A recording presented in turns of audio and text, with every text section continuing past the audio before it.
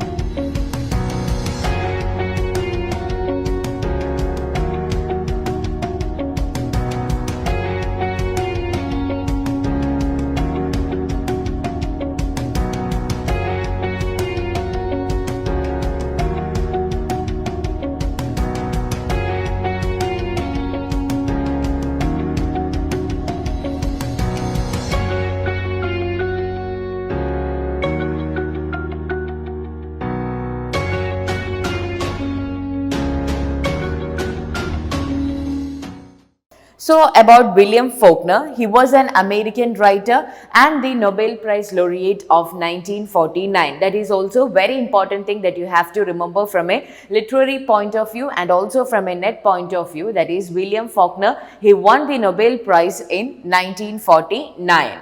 And if you look at the works of William Faulkner, he has written in almost all genres. He has written novels, he has written short stories, he has written screenplays, poetry, essays, and he has even written a play. Okay, so you have to remember that he has written in almost all genres of American literature, including novels, short stories, plays, screenplays, poetry, and essays. And apart from Nobel Prize, he also won the Pulitzer Prize for Fiction, and not just once, he has won the Pulitzer Prize for Fiction twice, which is in the year 1955 and in 1963. So these are certain things that you have to remember about William Faulkner, that he was a Nobel Prize laureate of 1949 and he won the Pulitzer Prize for 2 years, that is in the year 1955 and in the year 1963. And speaking about the biographical details of William Faulkner, he was born in Mississippi and it can be seen throughout his works.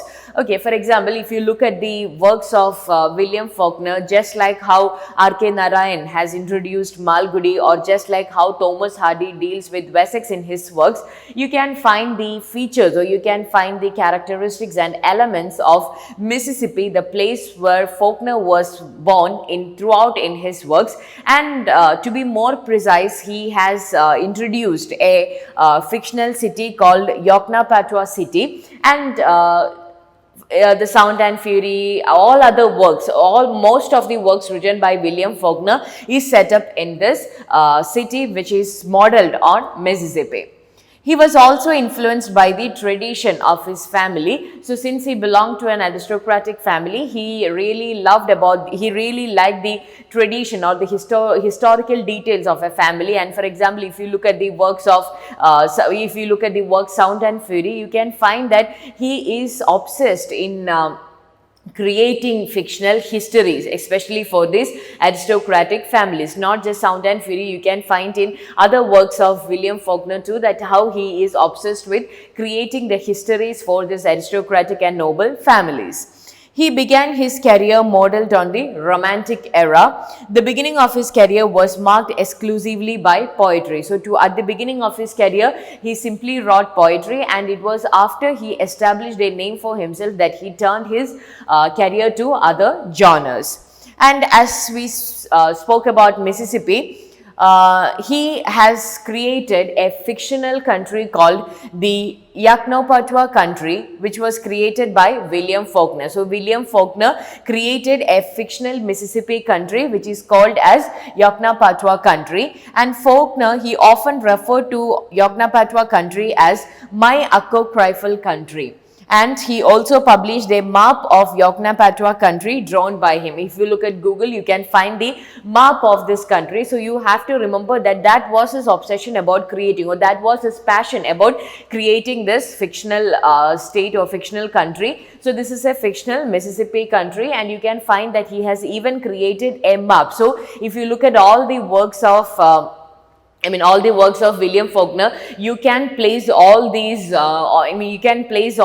novels or all these short stories somewhere in this map. So that was his continuation of the settings that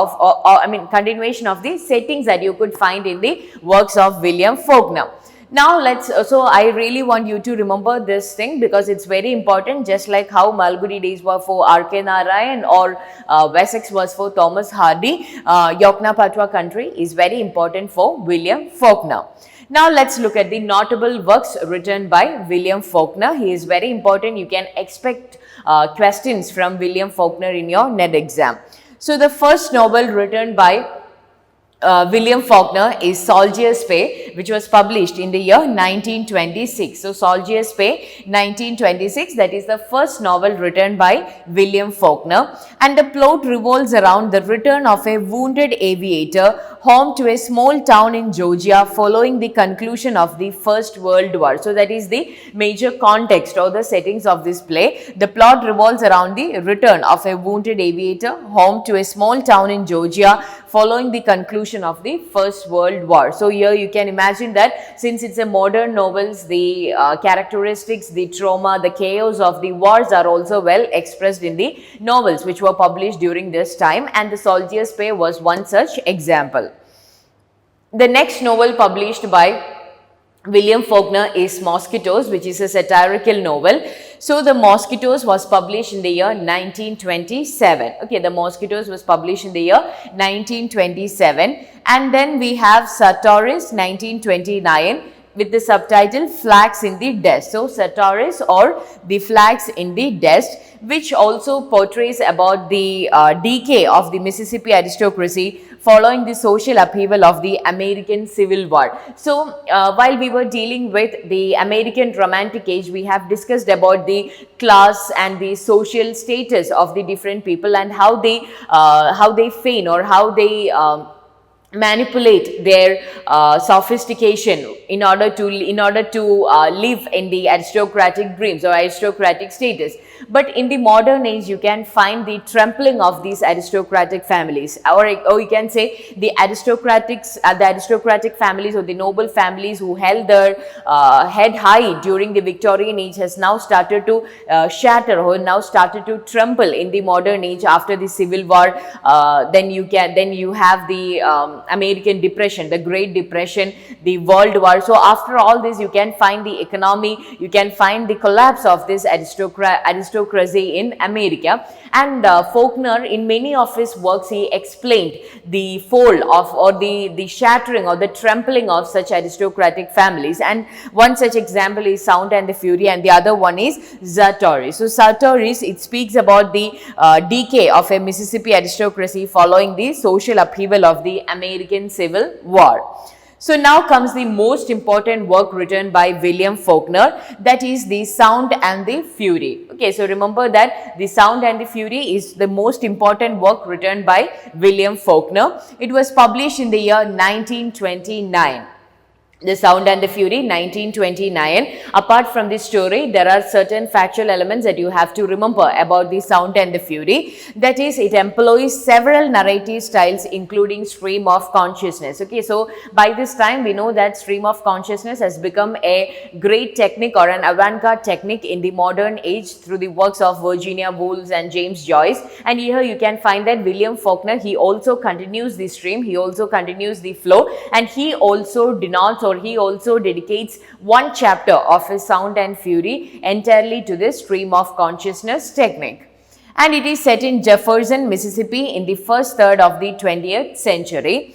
And the first title was Twilight, and the real title, that is the Sound and the Fury, is taken from the soliloquy of Macbeth, Act 5, Scene 5. You might be familiar with, while we were discussing about Shakespeare and his play Macbeth, we have already covered this topic. So the Sound and the Fury, the title is taken from the soliloquy given by Macbeth, in which he echoes about the absurdity of life, or he speaks like life is just full of sound and fury, it has got no meaning. Okay, it is like an idiot's tale, a tale told by an idiot with no meaning, only sound and fury. So here you can find that the entire work of William Faulkner, that is the Sound and Fury, very much denotes, or very much echoes the title, that is the Sound and the Fury, because here you can find that the entire plot happens within 3 days and the rest of them happens in the past,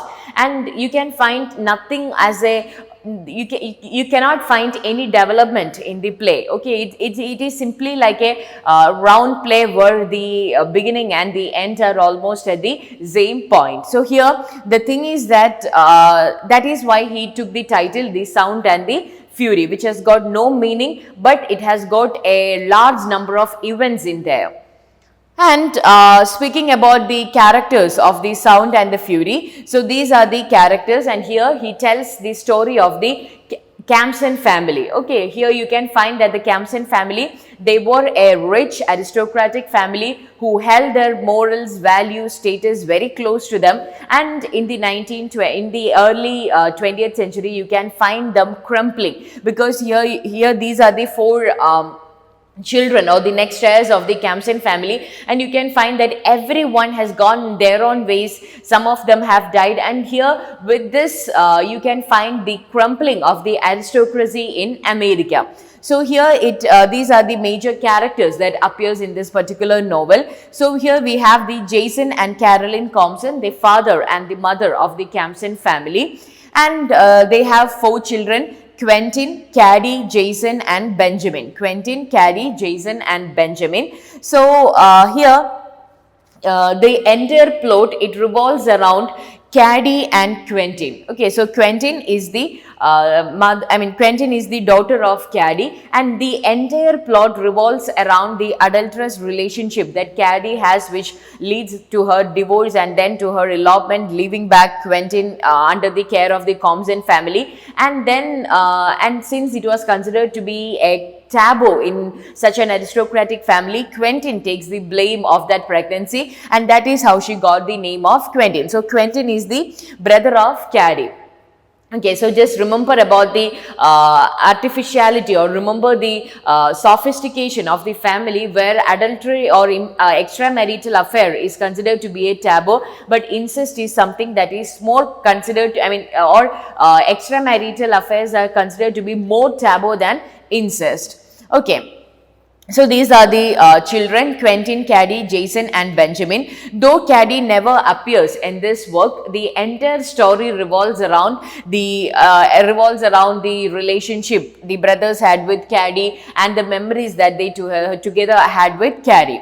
So here you can find that Benjamin, he tells the first section of the novel, and apart from that there is a servant, Dilsey, and Dilsey's grandson Lester, who takes care of Benjamin because he is a mentally retarded child. And here you can find that the first section of the novel, it is narrated by Benjamin or Benji Compson, and here he uses the technique of stream of consciousness, because since he has got a diminished mental capacity, he is not a person who can give you a good narrative, or he can give you a linear or a logical narrative. So he uses the modern techniques of illogical plot or absence of rationalism through the technique of stream of consciousness through the narration of Benjamin Compson. So he has got a diminished capacity, and his narrative voice is characterized predominantly by its non-linearity. Okay, he suddenly speaks from his memories. He does not have a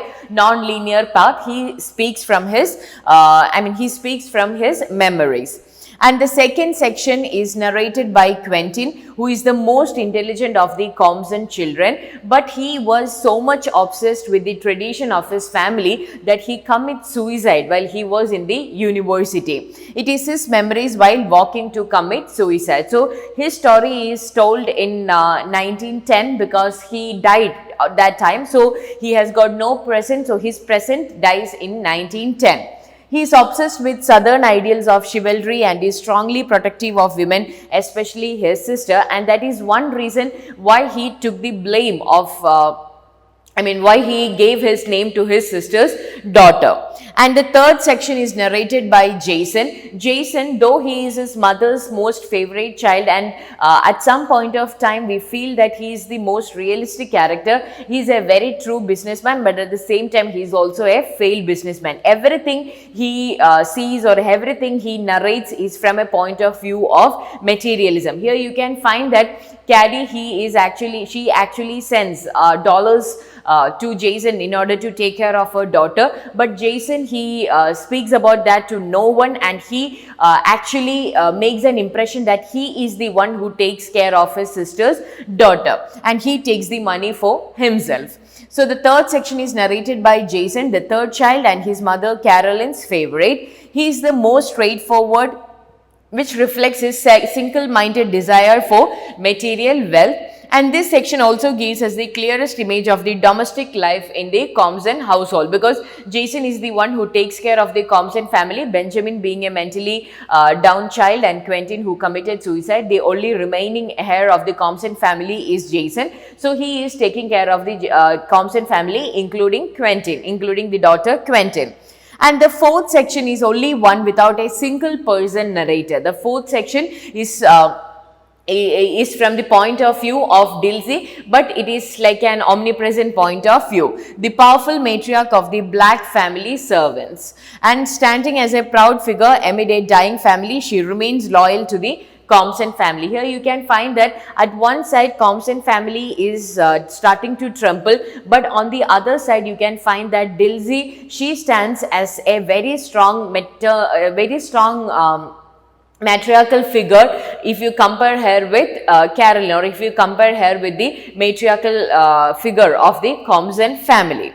And in 1945, Faulkner wrote an appendix to the novel to be published in the then forthcoming anthology, The Portable Faulkner. And in this appendix is presented as the complete history of the Compson family lineage. You will be given a complete family lineage of the Compson family, and it also reveals the fate of many characters in the novel, like how Benjamin was admitted into a mental asylum, and how Quentin went to another place to live with her mother, and how they never returned back to this Compson family. So you would you would get an idea about what happened to them towards the end of their lives. And another important thing that you have to remember about Sound and the Fury is about its non-linear narrative. That is, Benjamin's section, it begins in April 7, 1928, but his memories vary from 1908 to 1928, about how he lived with his sisters, about his memories of his children as a child. Then Quentin's section happens in June 2nd, 1910, because that is the day of his suicide, and his memories covers the days before the days of his suicide.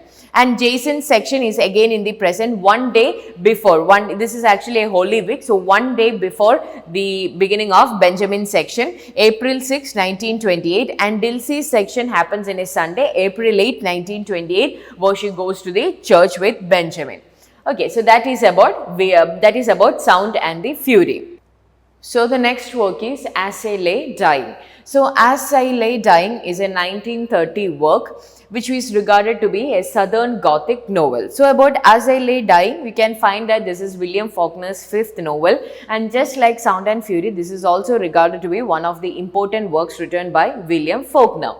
And the title, it derives from book 11 of Homer's Odyssey. So the title As I Lay Dying, it is derived from the book 11 of Homer's Odyssey, wherein Agamemnon tells Odysseus, "As I lay dying, the women with the dog's eyes would not close my eyes as I descended into hate." So this is from this line that he took the title As I Lay Dying. So if you look at the novel here, you can find that the novel utilizes stream of consciousness writing technique, multiple narrators, and varying chapter length. So these are some of the important features of As I Lay Dying. And when I say about the varying chapter length, you can find that As I Lay Dying consists of one of the shortest chapters ever written in literature. So that is also one credit of As I Lay Dying. So that is why in the beginning of this video I said that William Faulkner, he was an unrelenting experimenter. So through various ways he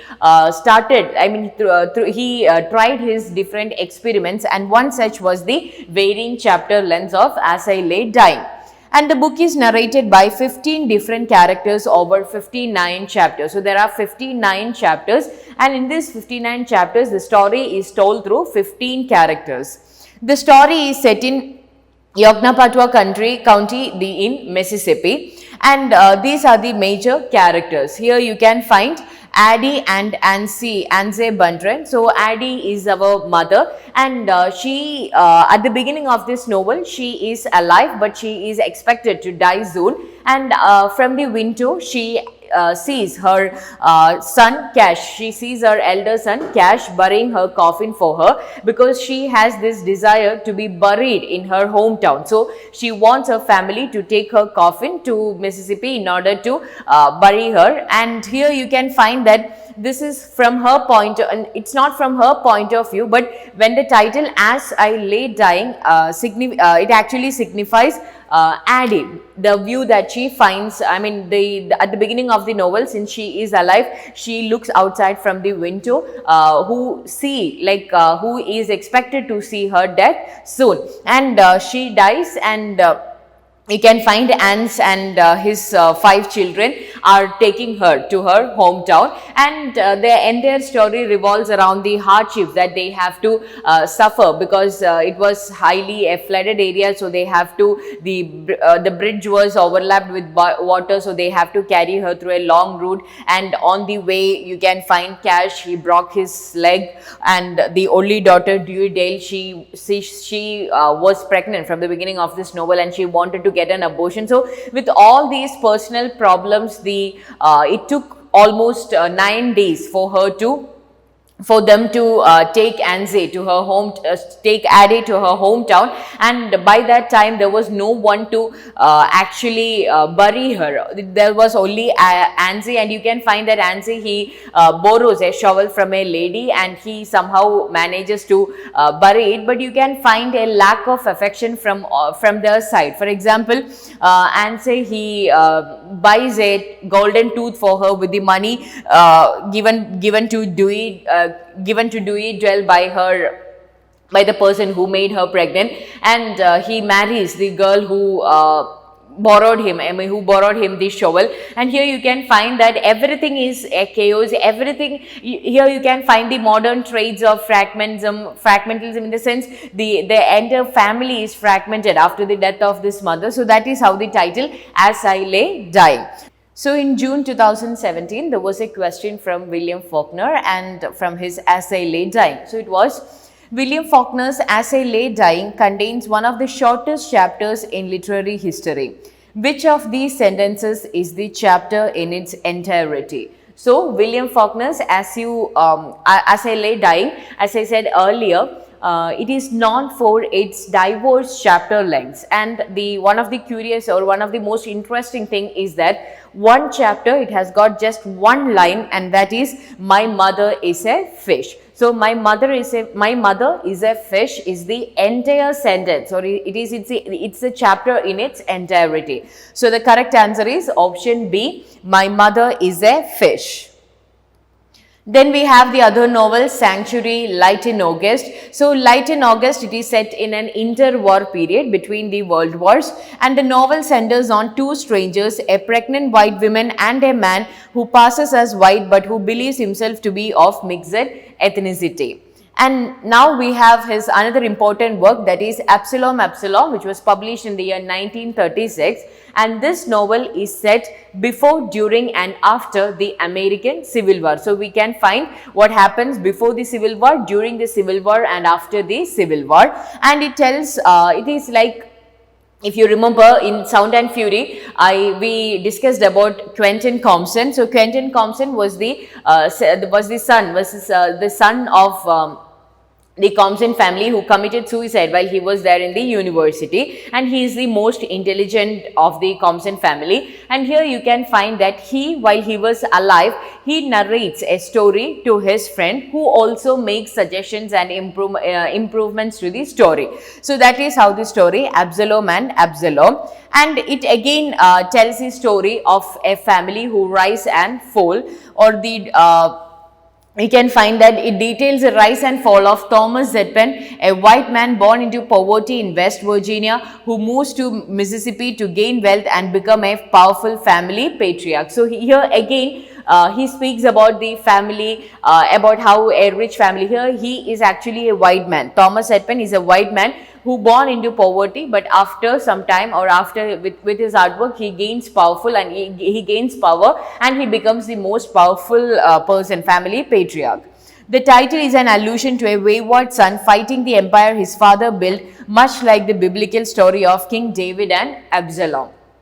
Okay, so these are the other works written by William Faulkner, The Unvanquished, If I Forget Thee, Jerusalem, and there is a trilogy written by William Faulkner, which is collectively known as the Snobs Trilogy, and it is called as the Snobs Trilogy because it speaks about the family called the Snobs family of Mississippi, and which includes the Hamlet, the town and the mansion. The Hamlet, the town and the mansion. And then we have Requiem for a Nun, a fable which won him the Pulitzer Prize, and Corporal Stephen represents the reincarnation of Jesus. So that is the story of a fable. Then we have The Rivers, a Reminiscence, 1962, which is again a picaresque novel. So these are the important works written by William Faulkner. So about William Faulkner, try to remember the important factual details regarding him, and also the names of the important works and the names of the major characters, the themes. For example, in the Sound and Fury, As I Lay Dying, Absalom and Absalom, these are all very important from a net point of view. So that is all about William Faulkner. Thank you.